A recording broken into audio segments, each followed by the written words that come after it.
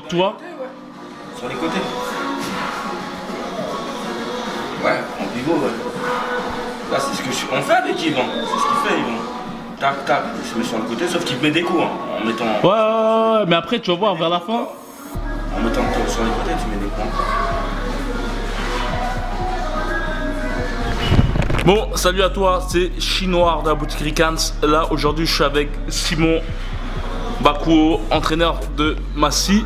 Et en fait, là, on va faire... là, on est en train de regarder le combat de Lomachenko avec Khadafi Jalkir lors des JO 2008. Et en fait, on n'est pas là pour ça. En fait, on va faire une petite vidéo, on va pas dire prédiction ou pas analyse du combat, ou quoique on va faire l'analyse du combat Golovkin et Canelo.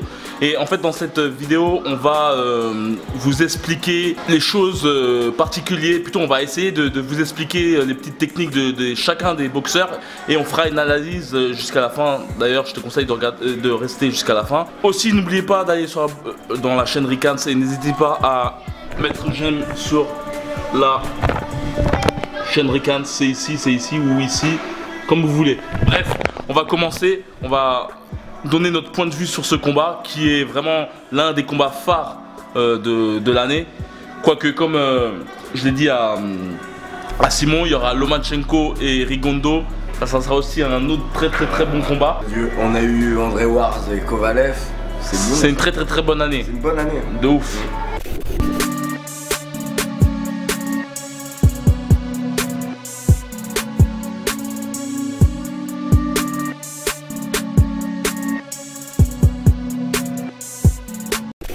Donc voilà, on va commencer par Golovkin. On va vous donner 3 points qui vous permettront de mettre ça à votre box, dans votre box. Et ça vous permettra aussi de comprendre le potentiel physionomie du combat par rapport aux agissements des deux boxeurs.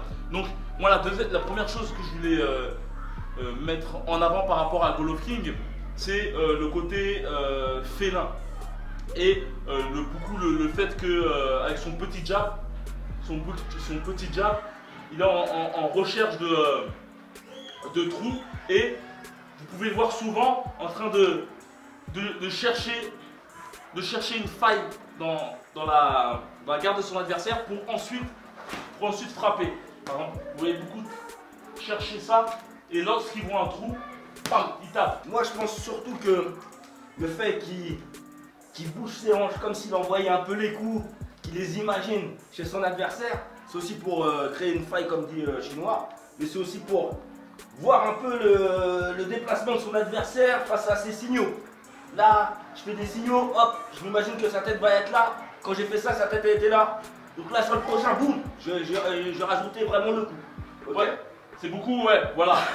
Comme le dit Simon, c'est en fait c'est une question comme une question-réponse, mais visualisation pour voir où il y a possibilité de frapper, et aussi visualisation pour savoir où le boxeur va bouger par la suite. Voilà. Et vous pouvez le faire dans votre box, l'appliquer dans votre box, voilà, en cherchant, en restant vraiment bien aussi en garde. Quoique il y a des boxeurs qui sont beaucoup en gesticulant comme ça, et le but vraiment c'est de voir si par exemple votre adversaire, par exemple si j'ai les mains basses, si votre adversaire va essayer de mettre ça, et par la suite c'est une chose que je faisais, c'est tac, et après crochet. Par exemple, si tu l'envoies à ta droite, hop, et je vois que tac, il y a possibilité de hop, tac, et je vois que c'est en fait c'est comme je dis, une question de question-réponse psychologique qui vous permettra de... Moi, c'est ce que j'appelle ça, c'est envoyer des faux signaux à l'adversaire.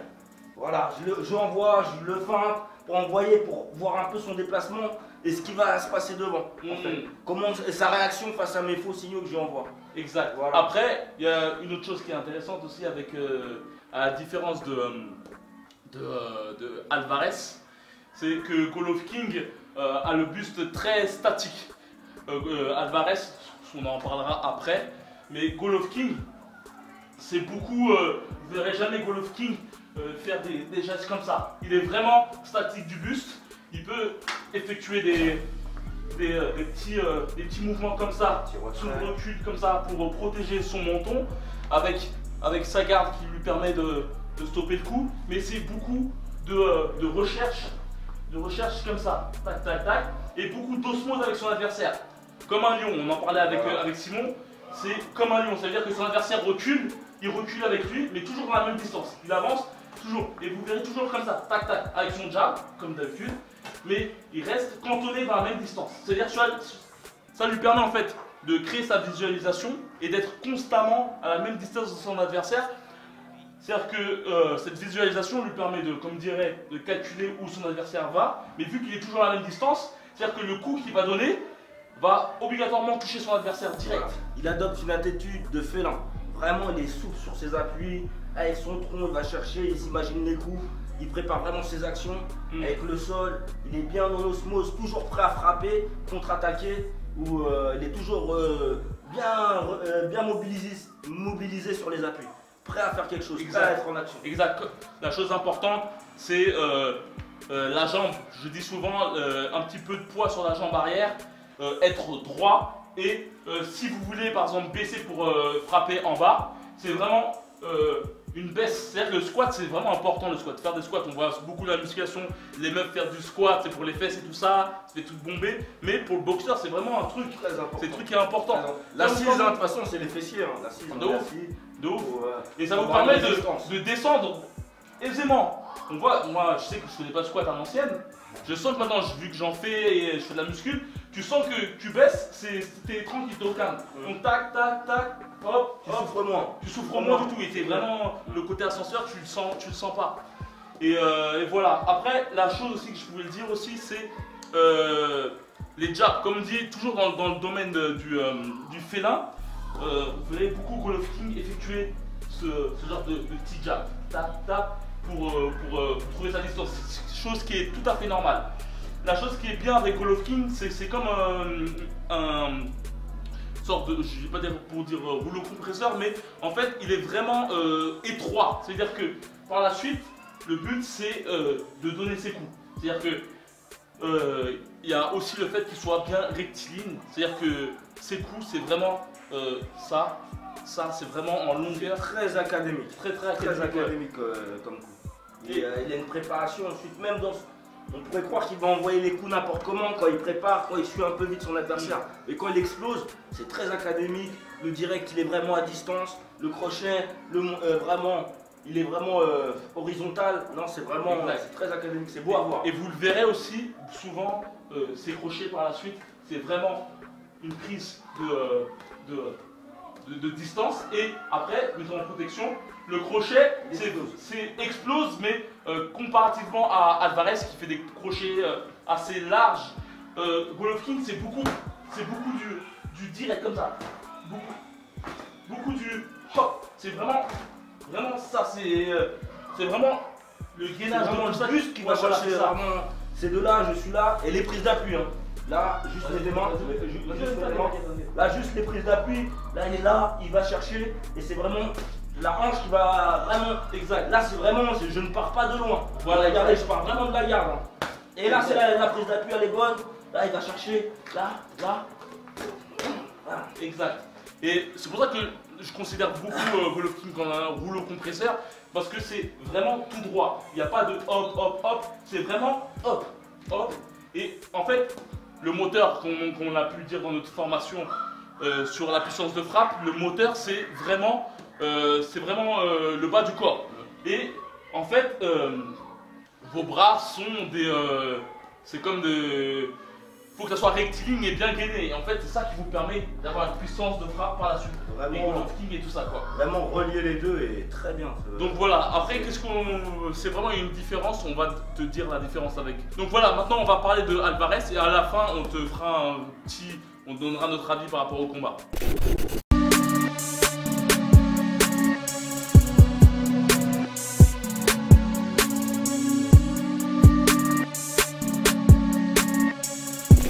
Voilà, là on va parler de Alvarez.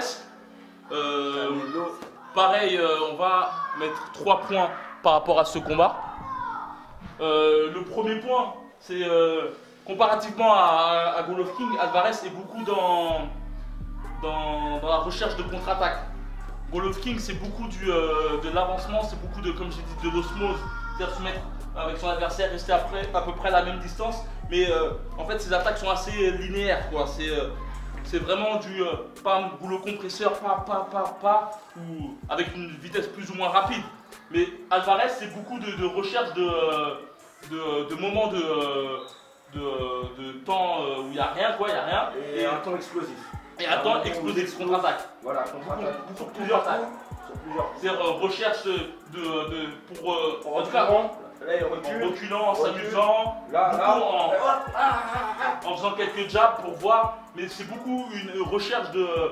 Il recherche beaucoup que son adversaire frappe pour ensuite frapper. Voilà. Après, les méthodes qu'on pourrait t'expliquer pour effectuer ce genre de choses, c'est beaucoup le jab. Le jab, ça permet beaucoup de permettre à ton adversaire de l'amener à t'attaquer. Aussi, le fait de baisser ta garde, c'est-à-dire d'avoir une garde plus ou moins comme ça. Après, si tu veux jouer à faire ça, n'oublie pas à mettre ton point droit sur ton menton, et n'oublie pas aussi de te protéger avec ton épaule. Avec le creux de l'épaule. Exact. Et d'effectuer ce genre de choses.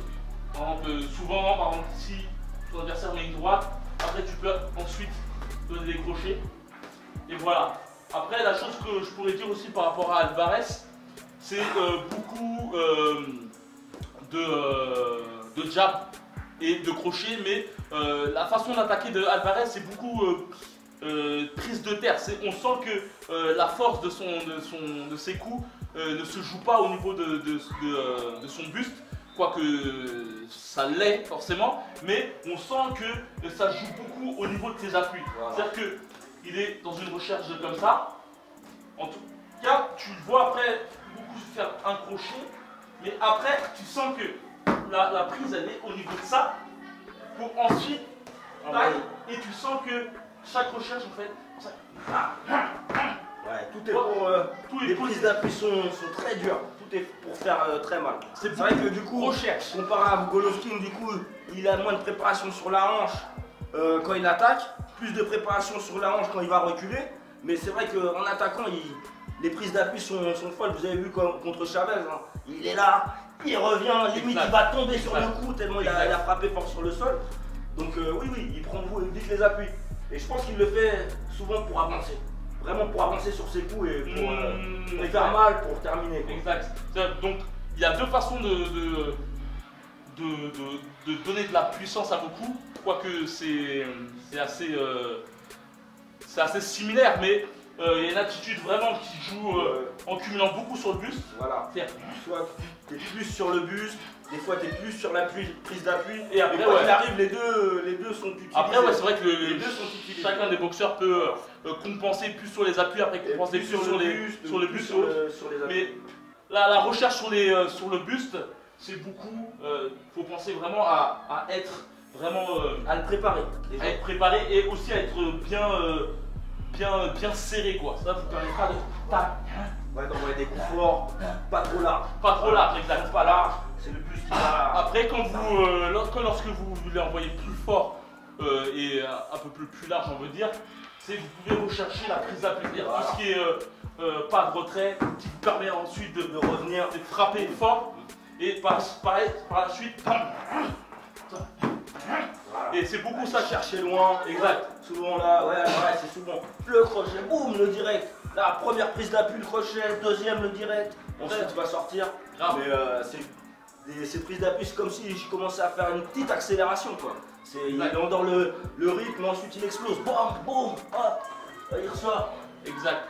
Donc ouais, on peut aussi parler aussi du fait que, comparativement à Golovkin, Alvarez est beaucoup dans le mouvement du buste en fait. Surtout en reculant.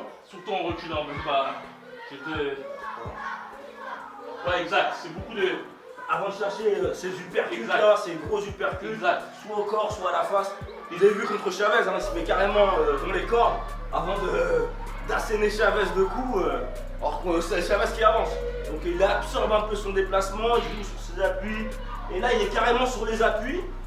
Et sur le buste, un peu comme Golovkin, mais il le fait en reculant. Donc, la chose qui sera assez très dur pour lui.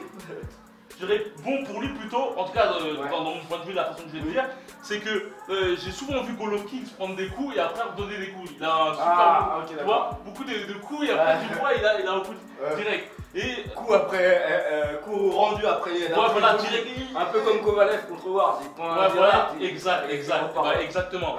Et en fait, dans tous les entraînements que j'ai pu voir de Alvarez, c'est une recherche de contre-attaque à mort. Il n'y a que ça. C'est-à-dire tac, tac, tac, pouf, pouf. Et en tout cas, j'ai vu le combat contre Cotto. Il y a une phase que j'adore de lui, c'est vraiment, par exemple, tu lui donnes une droite, ça, et après, il donne direct une droite plongeante. Direct, en tac, tu vois. Surtout ces droites plongeantes, vraiment. Tac, prise d'appui sur le truc, et surtout, des droites vraiment, il a un bâton, son bras et un bâton. Vraiment, vous avez vu, la puissance athlétique de toute façon. Vas-y. Tu vois, et beaucoup de aussi. Vas-y, tu vois, et pas. Vas-y, je le fais, la droite plongeante. Vas-y. Voilà. Vas-y. Voilà, beaucoup ça. Donc, Voilà, si vous devez mettre ça aussi en place, n'hésitez pas à beaucoup jouer sur ça, quoi. Hop. Donc voilà, après, par rapport au fait de quoi on pense de ce combat, moi personnellement, c'est quoi ton avis dans ce combat? Franchement, c'est indécis, hein. C'est vraiment, les deux, je les respecte parce que c'est les meilleurs, ils sont pas fuis longtemps, ils s'affrontent. C'est tout à leur honneur. Et voilà, moi autant sur la phase où Saul Alvarez fait le feignant et a tendance à reculer en attendant la contre-attaque, Golovkin sera exactement dans son schéma de combat. Moi, en allant chercher les coups forts. Mais je me dis, il faut avoir le menton pour résister aux 5-6 coups forts que Alvarez peut t'envoyer. Donc c'est vraiment, c'est de la dynamite des deux côtés. Moi j'ai du mal avec les prédictions, des trucs comme ça. Je me dis toujours que j'attends le premier round pour voir la chose. Après, franchement, moi je suis pour Golovkin juste parce que il est dans sa contrée, l'autre arrive. Même si c'est vrai que Alvarez il a vraiment du potentiel, tu vois. 16 ans pro. Niveau surtout contre-attaque, niveau vista, il a pris de la visualisation du combat par rapport à son combat avec Floyd Mayweather. Tu sens que maintenant c'est beaucoup de recherche. Même s'il reste toujours assez ancré sur ses appuis, il est super mobile au niveau de son buste. Et aussi il est assez mobile au niveau du fait de partir sur les côtés. Après, pour tout ce qui est déplacement, c'est un peu difficile. Ouais, mais voilà, c'est le truc avec Golovkin, c'est qu'il est toujours prêt. Il est comme un félin, il est toujours prêt. Même dans ses sorties, vous avez vu contre Jacob, il est là, il en casse les coups. Il est encore sur la plante des pieds, prêt à. Il est toujours prêt. C'est difficile d'avoir physiquement un boxeur qui se relâche jamais. Souvent, les boxeurs, au bout d'un moment, hop, ils vont loin, ils se relâchent. Et Golovkin ne se relâche jamais. C'est ça le truc. Je me dis, si Golovkin, si le combat. C'est une collision entre deux boxeurs. Je pense que Golovkin aura son truc à faire. Il aura peut-être une force probabilité qu'il gagne. Après, si Alvarez joue beaucoup sur comme a pu le faire Daniel Jacob, c'est-à-dire le recul et beaucoup le faux rythme, laisser un peu Golovkin tournoyer dans son cerveau, Alvarez aura une chose à faire parce que franchement, Daniel Jacob, peut-être, en tout cas, je voyais le combat était mis. C'était vraiment serré pour moi, tu vois. Et il manquait vraiment de la gouache à Daniel Jacob. Et franchement, si Alvarez joue beaucoup le recul, le temps mort, et tac tac, il peut faire un petit truc. Mais s'il joue sur la collision horizontale, surtout qu'on contre-attaque, il a la gouache. On l'a vu, hein, contre Chavez, contre Kirkland.